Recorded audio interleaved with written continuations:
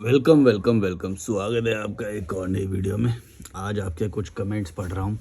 मेरे पास दूसरा मोबाइल नहीं है तो देखो मैंने सारे कमेंट्स को लिख लिया है। मेहनत लगी पूरा लिखने में। फ़ोन होता तो इजीली ये सब काम नहीं करना पड़ता, डायरेक्ट पढ़ के बोल देता, पर कोई बात नहीं, ये सब मेहनत किसी को दिखाई नहीं देती। ठीक है, शुरू करते हैं। अच्छा, एक ना आप एक वीडियो में मैंने बोला था कि अपनी इम्प्लीमेंटेशन के रिव्यू बताया करो, उससे मुझे पता चलता है कि एक्चुअल में इम्पैक्ट हो रहा है या एप्लीकेशन कर पा रहे हो या नहीं। उससे रिलेटेड कुछ कमेंट्स है, पहले मैं वो पढ़ता हूँ। एक कमेंट है, मैंने भी दही 2 बार 2 दिन खा गया आपको देख के। और एक और कमेंट है, मैंने आज 100 ग्राम पनीर खाया। ये रियल इम्प्लीमेंटेशन है। ये छोटे छोटे स्टेप तुमको पता नहीं चल रहे होंगे, लेकिन लाइफ में बहुत बड़ा इम्पैक्ट करते हैं। आपने गेहूं चावल या फ्राइड राइस, ये फ्राइड जो चीज़ें हैं ये सब छोड़ दिया ना, तो तुम्हारी लाइफ में बहुत बड़ा इम्पैक्ट आएगा। अपनी बॉडी के प्रति पॉजिटिविटी, मेंटालिटी, फिजिकली सब कुछ चेंज हो जाएगा तुम्हारा। अगर ये छोटे छोटे अगर तुम्हें लग रहे हो, ये छोटे ये वो नहीं है। अगर 100 ग्राम पनीर खा लिया ना दिन में, बहुत बड़ा वो है। मैं तो रोज़ खाता हूँ 200 ग्राम पनीर, 400 ग्राम दही, केले, पीनट्स, ये सब खाया करो। कोशिश करो कि गेहूं चावल छूट जाए और फ्राइड चीज़ें हैं ये सब।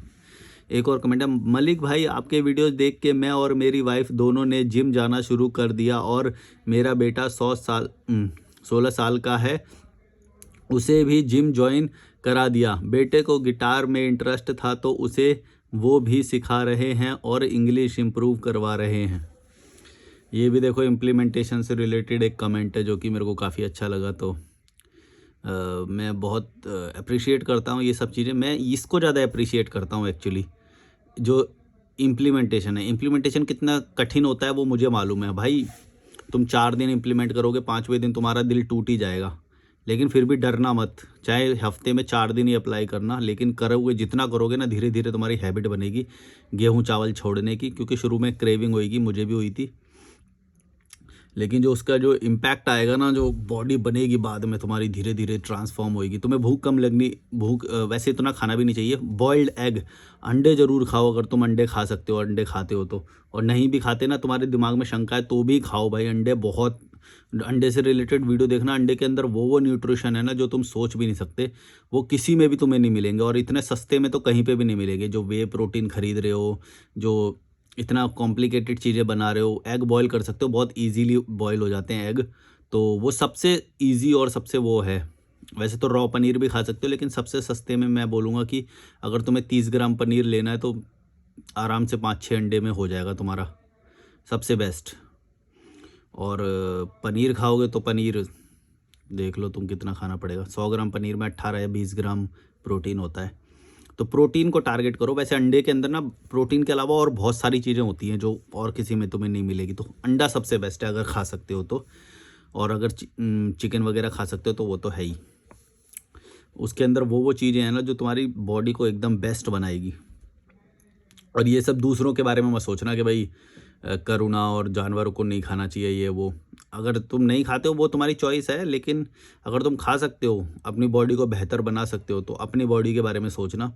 पूरी दुनिया में जो सबसे बेस्ट लोग हैं जिनके साथ तुम फ़ोटो खिंचवाते हो ना, वो लोग सब खाते हैं, समझ लेना। अगर बेस्ट बनना है, अल्फ़ा बनना है, तो किसी को तो दर्द पहुंचाना पड़ेगा। और फिर वही सिंप बन के रहना, यूँ करके रहना है, तो फिर वही बन के रहो, कभी बेस्ट नहीं बनोगे। लड़की हमेशा अल्फ़ा लेके जाएगा, ये बात याद रखना। तुम्हारी बंदी, तुम्हारी वाइफ, तुम्हारा पार्टनर हमेशा अल्फ़ा लेके जाएगा, याद रखना ये बात। और तुम फिर बच्चे बन के रहते रहना एक कमरे में, ये भी नहीं खाएंगे, वो भी नहीं खाएंगे, करुणा करुणा करुणा करुणा, तुम्हारी करुणा को ले जाएगा कोई अल्फ़ा। चलो, एक और कमेंट है, हे डॉट बडीज़ ने कराया कमेंट, कल अगर तेरा कोई सब्सक्राइबर अपने अपने फ़ायदे के लिए तेरी गुद्दी पकड़ ले या तेरे चांटे मार दे तो तुझे बुरा लगेगा या नहीं, ये बता यार। कुछ लॉजिक की बात तो बोल, या इमोशनल फ्लो में जो मुंह में आया बोल देता है। ऐसे तो चीट एंड क्राइम जो करता है वो अपने फ़ायदे के लिए करते। तेरे हिसाब से तो वो सब ठीक होंगे फिर। क्या यार समझ ही नहीं है तुझे, तू बोलता क्या है, ही वो वाली इमोजी वो भी बनाई है मैंने पेन से। हंसने वाली जो आंसू निकलते हैं ऐसे। कुछ वीडियो अच्छी बनाता है और कुछ एकदम इलॉजिकल। देखो ये जो बीच में लिखा है ना कि तेरे हिसाब से तो वो भी ठीक है, मेरे हिसाब से ठीक होने का या गलत होने का मतलब ही नहीं है। मैं बस तुम्हें इस चैनल पे ये बता रहा हूँ कि ऐसा है, ठीक या गलत वो तुम डिसाइड करो। इस लाइफ में तुम्हें अगर कुछ रिजल्ट पाने हैं तो वो तुम्हें कुछ रास्ते से जाके ही गुजर के ही मिलेंगे वो रिजल्ट।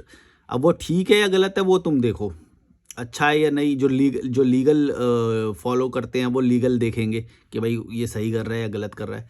तुम देखो कि तुम चीट एंड ये जो लिखा है तुम चीट एंड क्राइम करना तुम्हारे लिए ज़रूरी है या नहीं। और ये जो तुम गलत बोल रहे हो ना, मैं तुम्हें ऐसी ऐसी सिचुएशन बताऊंगा जहाँ पे ये करना बहुत ज़रूरी हो जाएगा। फिर वहाँ पे तुम देख लेना, वहाँ पे तुम्हें भी सही बोलना पड़ेगा इस चीज़ को।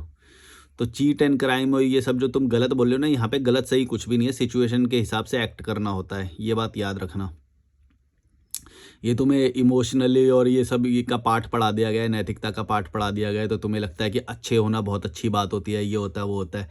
भाई अच्छे बन के रहोगे ना, दुनिया तुम्हारी लेके चली जाएगी, याद रखना। ज़्यादा अच्छे बन रहे हो कहीं, अपने ऊपर मेहनत करो, अपने लिए भला करो, दूसरों का भी भला करो। लेकिन अगर तुम्हें कभी कुछ ट्रिकी चीज़ें अपनानी पड़ जाएं तो अपनानी ही पड़ेगी, तुमने भी अपनाई होगी। तुम ज़्यादा जो सती सावित्री यहाँ पे बन रहे हो ना, ऐसा हो ही नहीं सकता। आपको पूरी लाइफ में तुमने कभी चीट एंड क्राइम या झूठ या ये सब ना बोला हो ही नहीं सकता। या फिर अगर हुआ है तो तुम प्रिविलेज रहे होगे कि तुम्हारे को वो सब मिला। लेकिन तुम उन लोगों के बारे में सोचो ना, उनको जिनको नहीं मिला, तुम कभी उनके नज़रिए से सोच सकते हो कि उनके साथ कितना गलत होता है, जिनको नहीं मिला, जिनको स्लेव बनाया गया, जिनको अ, पूरे हक नहीं दिए गए या जो भी है। तुम कभी सोच सकते हो उनके नज़रिए से? नहीं सोचोगे, तुम प्रिविलेज्ड हो, इसीलिए तुम ये चीट एंड क्राइम और इन सब को ज़्यादा वो बोलते हो।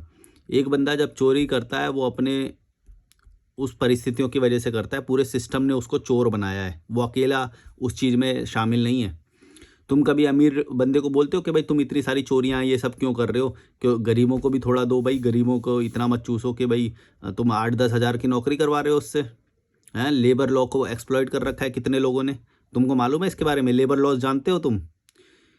एक व्यक्ति से कितना काम कराया जा सकता है, कि क्या उसकी सैलरी होनी चाहिए? तुमने कभी इसके मुद्दे पे बात उठाई कि जब छोटा बंदा जब क्राइम करने जाता है तो तुम उसको उसकी गुद्दी पकड़ लेते हो, उसके लिए सारे चीट एंड क्राइम हो गए। और जो लीगल लूप होल एक्सप्लॉइट करके जब मज़दूरों से काम कराया जाता है, बच्चों से काम कराया जाता है, इल्लीगल काम कराए जाते हैं, कौन कराते हैं? तुम्हें क्या लग रहा है ये बड़े लोग काम नहीं कराते? ये भी कराते हैं चीट एंड क्राइम। लेकिन तुम्हारे लिए सारी नैतिकता जागती है जब तुम देखते हो किसी कमज़ोर आदमी को। जब तुम किसी जैसे समोसा कोई चुराएगा ना, कोई गरीब चुराएगा, उसकी गुद्दी पकड़ लोगे तुम। और कोई जब अमीर वो करेगा और वो करेगा तो तुम बोलोगे उसको स्मार्ट होगा, ये तो स्मार्ट होगा।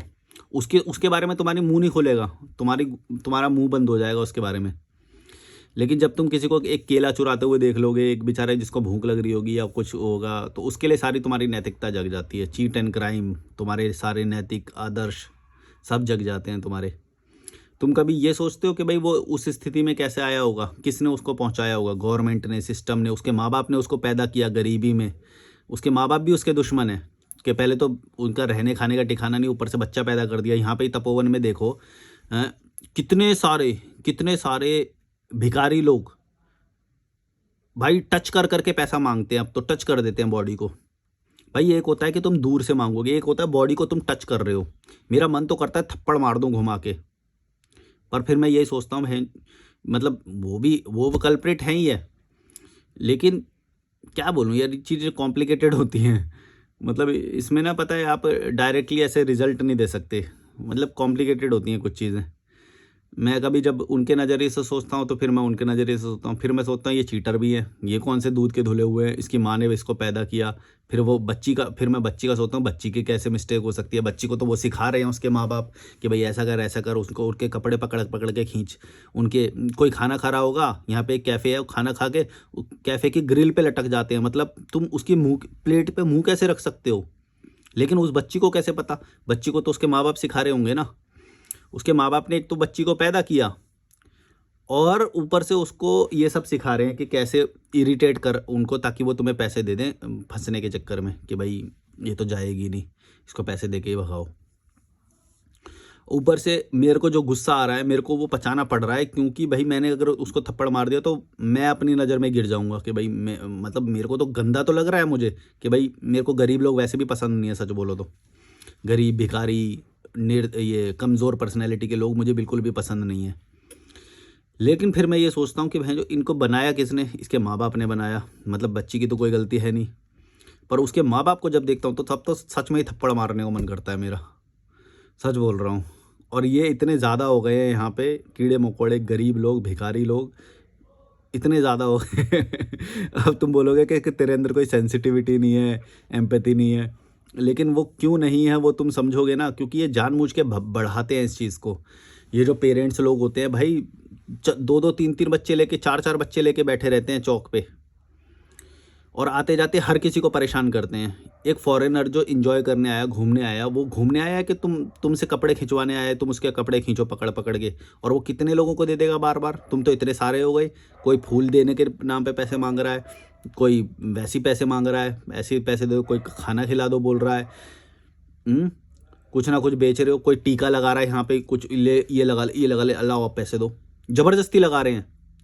यहाँ तक आ जाते हैं, यहाँ तक नहीं लगवाना, यहाँ तक आ जाते हैं वो लगाने के लिए, कुछ तो पता नहीं समझ जाओ तुम भाई नहीं लगवाना। पैसे भीख मांगने के अलग अलग तरीके होते हैं, उसमें से एक तरीका ये है। जो चीज़ जिस चीज़ की डिमांड ही नहीं है तुम ज़बरदस्ती सप्लाई करके बोल रहे हो भाई अब पैसे दो अब तुम समझ गए ना मैं क्या बोलना चाह रहा हूँ। मेरे को बड़ी घिन आती है भाई गरीब लोगों से, सच बोल रहा हूँ, मेरे को नहीं पसंद गरीब लोग। तुम लोग हो ओ एम्पैथी, ओ खाना खिलाना चाहिए, ये करना चाहिए, वो करना चाहिए। अरे भाई जितना खाना खिलाओगे ये उतने बढ़ते जाएंगे, देख लो कितने, पहले एक बच्चा लेके रहती थी, अब चार चार बच्चे लेके बैठी हुई है चौक पे, और खिला लो खाना। अभी खिलाओगे तो वो रात को एक और कर लेगी चलो एक और कमेंट पढ़ते हैं। अच्छा मैंने इसका ब्रेकडाउन नहीं करा, इस कमेंट का एक और बार पढ़ लेते हैं। कल अगर तेरा कोई सब्सक्राइबर अपने फ़ायदे के लिए तेरी गुद्दी पकड़ ले तो या चांटे मार दे तो बुरा लगेगा या नहीं? मुझे नहीं पता बुरा लगेगा या नहीं, लगेगा या नहीं लगेगा वो तो देखेंगे, या उसके कॉन्सिक्वेंसेस उसको झेलने पड़ेंगे तो वो देखेंगे। मैं ये अभी कैसे बता सकता हूँ मुझे बुरा लगेगा? बुरा तो लगेगा ही ऑब्वियसली। लेकिन मैंने ये किस कॉन्टेक्स्ट में बोला है मेरे को ये पता नहीं, कि गुद्दी पकड़ पता नहीं, तो वो वीडियो देखना पड़ेगा तो जिस कॉन्टेक्स्ट में तुमने ये बोला है। कुछ लॉजिक की बात तो बोल, इमोशनल फ्लो में जो मुंह में आए बोल देता है। हाँ मैं तो बोल देता हूँ भाई, जो मेरा मन करता है मैं वही बोलता हूँ, इमोशनल फ्लो में ही बोलता हूँ, और मुझे नहीं फ़र्क पड़ता कि तुम क्या सोचते हो। ऐसे तो चीट एंड क्राइम जो करता है वो अपने फ़ायदे के लिए करते हैं, तेरे हिसाब से तो वो सब ठीक है। हाँ मेरे हिसाब से ठीक है भाई, मेरे हिसाब से कुछ गलत नहीं है इस दुनिया में ना। जो लोग डिज़र्व नहीं करते उनके पास पैसे आ गए, और सबके पास पैसे होने चाहिए, उनको तुमने दिए नहीं पैसे, अब वो क्या करेगा? चोरी उसके पास लास्ट ऑप्शन बचता है। तुम दो उसको सही तरीके से, रोड दो, रहना दो, और पर वही है यार, तुम उसको दोगे फिर वो बच्चे पैदा कर लेगा, फिर गरीबी फैल जाएगी। ये कॉम्प्लिकेटेड है चीज़ें, इतनी भी वो नहीं है यहाँ पे सब हमाम में नंगे हैं, सच बोल रहा हूँ। जिसकी तुम हेल्प करने जाओगे वो भी कोई साफ़ सुथरा नहीं है, वो और बच्चे पैदा कर करके गरीब पैदा करे जा रहा है। भाई मैं देखता हूँ उनकी औकात कुछ नहीं, स्टैंडर्ड ऑफ लिविंग कुछ नहीं, फिर वो बच्चे पैदा करे जा रहे हैं। कहाँ अंत होगा? फिर तो अंत कभी होएगा ही नहीं ना, इस गरीब का ये साइकिल चलता रहेगा। एक ही अंत है कि बस ऐसे लॉजिकल मलिक और आएंगे, इनको बताएंगे, इनके मुंह पे बोलेंगे कि भाई तुम कोई विक्टिम वगैरह नहीं हो तुम विक्टिम वगैरह नहीं हो, तुम अपनी मर्जी से गरीबी में हो, तब जाके शायद कुछ लोगों को समझ में आए। और मैं तो देखता हूँ कि बच्चे पैदा करके वो तो घमंड कर रहे होते हैं उल्टा कि हमने तुम्हें पैदा किया, बच्चे के ऊपर एक ट्रॉमा सा दे रहे होते हैं। मतलब इंडियन माँ बाप में तुमने ये बात देखी होगी कि हमने तुम्हें पैदा किया, हमने बहुत बड़ी बात करी, हम बहुत महान हैं, हम बहुत महान हैं। वो अपने आप को ग्रेट दिखा रहे हैं, अपने बच्चे की नज़र में अपने आप को इस चीज़ में महान करते हैं कि हमने तुझे पैदा किया, और इस तरह से ज़बरदस्ती करते हैं उसके साथ, उसके लाइफ के डिसीजंस के साथ, उसके मैरिज के डिसीजन के साथ, उसके जो लाइफ में वो करियर जो भी बनाना चाहता है उसके साथ, इस तरह से इम्पोज करते हैं अपनी चीज़ों को कि किसके साथ संभोग करेगा, किसके साथ नहीं करेगा, कौन सी एज में करेगा, कौन सी एज में नहीं करेगा, दारू पिएगा या नहीं पिएगा। इस तरीके से इम्पोज करते हैं वो सारी चीज़ें कि हमने तुम्हें पैदा किया है तो तुम तो हमारी प्रॉपर्टी हो, हम जो बोलेंगे तुम्हें वही करना पड़ेगा लाइफ में। और देते क्या है बदले में? एक लल्लू सरकारी स्कूल में पढ़ाया, एक लल्लू डाइट दी, एकदम कोई डाइट नहीं, अच्छी डाइट नहीं दी कभी भी, कुछ नहीं बदले में दिया। गरीब घर में पैदा किया, कुछ अच्छा स्टैंडर्ड नहीं। भाई मैं तो ये बोलता हूँ कि जितने भी मिडिल क्लास और लोअर मिडिल क्लास लोग हैं ना, तुम एक बार स्टैंडर्ड को फील करोगे ना, मैं इसीलिए बोलता हूँ कि विदेश यात्रा जरूर करो, तुम्हारी तीसरी आँख खुल जाएगी कि तुम कितने पानी में हो। लेकिन तुम देखना ही नहीं चाहते, तुम्हें पता है कि तुम कितने पानी में हो, तुम्हें पता चल गया तो तुम्हें अनकंफर्ट जोन में जाना पड़ जाएगा, तुम्हें अपनों के खिलाफ ही लड़ाई लड़नी पड़ जाएगी और फिर सच्चाई से तुम अनकंफर्टेबल हो जाओगे, इसीलिए तुम करते नहीं हो, मुझे पता है। आप लोग मुझे कॉल भी कर सकते हो, डिस्क्रिप्शन में ईमेल और इंस्टाग्राम है, बोलना भूल गया था मैं। तो इसलिए शायद तुम बोलते भी नहीं हो, मुझे पता है, तुम सच्चाई देखना ही नहीं चाहते, तुम जानबूझ के आंख बंद रखते हो अपनी, ताकि तुम्हारी सच्चाई ना पता चल जाए, तुम्हारे माँ बाप की सच्चाई ना पता चल जाए। गरीब माँ बाप, मिडिल क्लास माँ बाप, जिन्होंने तुम्हारे ऊपर एक जुल्म किया है, अगर तुम्हारे वो इस स्थिति में तुम्हें पैदा किया है तो हाँ, जो कंफर्टेबल सिचुएशन में है वो पैदा करे, वो अच्छा जीवन दे, उसे रहन सहन दे, अच्छा स्टैंडर्ड ऑफ लिविंग दे, खाना दे अच्छा प्रोटीन वाला, न्यूट्रिशन वाला, तो ठीक है। जो माँ बाप भाई रहने खाने का खुद का ठिकाना नहीं, स्कूल में बच्चे को प्रेशर करता है कि चलो अब पैसा कमाना शुरू करो, पैसा कमाना शुरू करो, पैसा पैसा पैसा पैसा ऐसे करते रहेंगे। और उसमें भी वो भी लिमिटेशन कर देते कि ये काम कर सकते हो तुम, पैसा ज़्यादा वैसा नहीं कमा सकते, बस हमने जो ये काम बोले हैं इसमें से चुन लो, इसमें से पैसा कमा के दो हमें। और पैसा कमाने के बाद क्या, वो उन सारे पैसों को लेंगे और शादी में जला देंगे, उन सारे पैसों को लेंगे और शादी में जला देंगे। ये है इनका। अगला कमेंट में सोच रहा हूँ कि चलो अगले वीडियो में पढ़ते हैं। Like share subscribe, bye bye. आप मुझे कॉल भी कर सकते हो, डिस्क्रिप्शन में ईमेल और इंस्टाग्राम है। मैं सोच रहा हूँ ज़्यादा बड़ी वीडियोज़ ना बनाऊँ, आप लोग भी बोर हो जाते होगे शायद। Bye bye.